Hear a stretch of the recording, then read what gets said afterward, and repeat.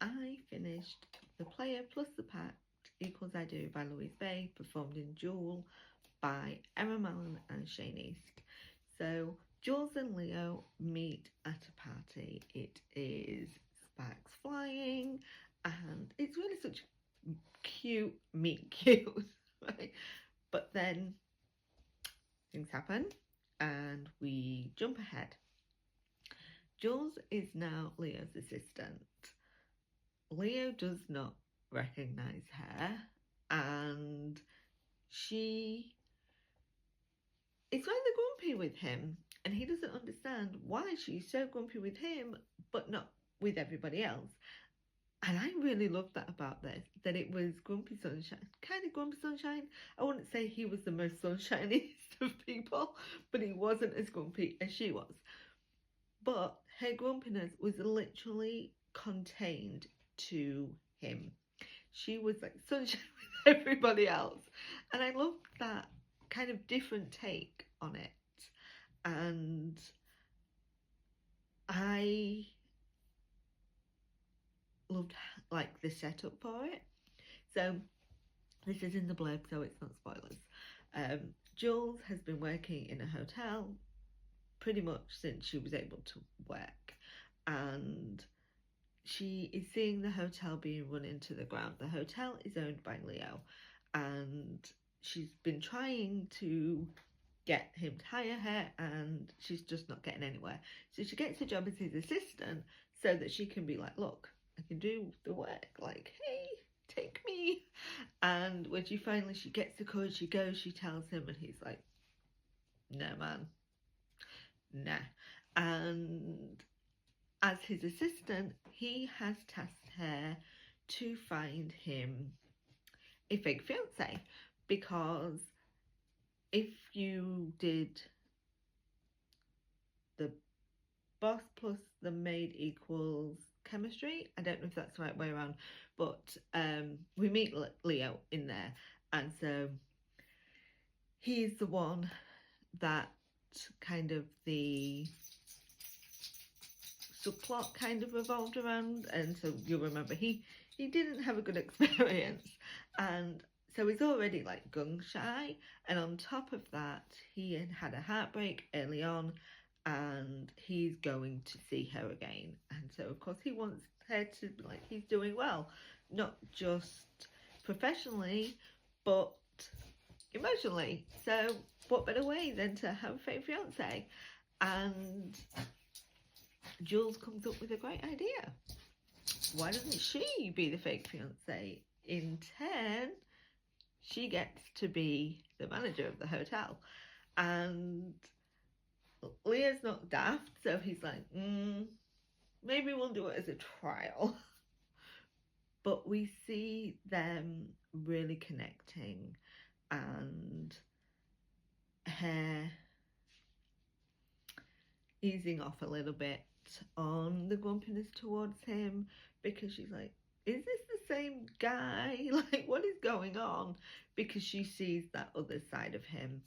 And of course, you know, they've got separate rooms, but we all know how that goes. We all know. And it is just so good. And he gets to see her really excel, but she's also seeing his interactions and understanding that actually this was a little bit deeper than what she thought. And of course there is a kind of just, that's all I'm gonna say. That's all I'm gonna say. Everything will come around and things will be explained. That's all I'm saying. There are some great spicy scenes in this between them, but I really love like how they connected as like human beings. And I think sometimes we can lose track of that when we read romance books. Like, it's more about, oh, how spicy was it, or what was that chemistry like? And yes, they had chemistry, but the way they connected in that way, for me, like in this book, just really hit for me. So it's performed by Emma Mallon and Shane East. Now, if you know anything about me, you should know that I love Erin Mallon. I have been listening to Erin for years, and I don't know, this year the books have just been hitting where I'm like, I think this might be my favourite Erin book. And this is definitely up there. Of course, who doesn't love Erin's male voice? Like, come on. And sorry, bitch, just 1 second. The dog wants to go. Why does this always happen? It always happens. But anyway, back to Erin Mallon, who is amazing. Not only does she have, the best male voice, but on top of that, it's a British male voice. I mean, if that doesn't sell it for you, who even are you? I don't know. But Erin, for me, the sweet spot for Erin is always going to be rom-com.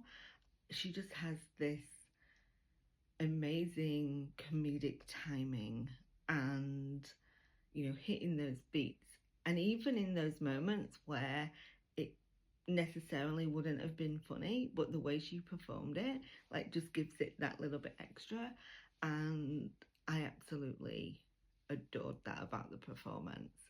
But also those emotional moments, those little bits of glimpsing this character and how, she has, things going on that necessarily people don't know, and paired with Shanice, I think Erin and Shane together, especially with Louise words, it's fantastic. Another thing to just add about Erin, like, Erin is, your sunshine personality. She's one of the most sunshiniest people you could ever meet. And so her being grumpy, just, the whole thing just made me chuckle, because I'm like, it's so opposite to who she is. And the way that she had us believing that she was that grumpy was just, chef's kiss, brilliant. So paired with Shane. Shane was really fun in this. I loved that kind of vulnerability that he showed with Leo, and how, he has been burned in the past and how that has impacted him. Another thing I will say is, so there are a group of friends, and we met them all in the last book. They all own a hotel, so they have this thing going on. But the way they interacted was so much fun, and the way Shane performed it, I was cackling. It was so funny, and it was such a great book. You should definitely go and listen. It is produced by East House Productions, who did a fantastic job, and yeah, go check it out.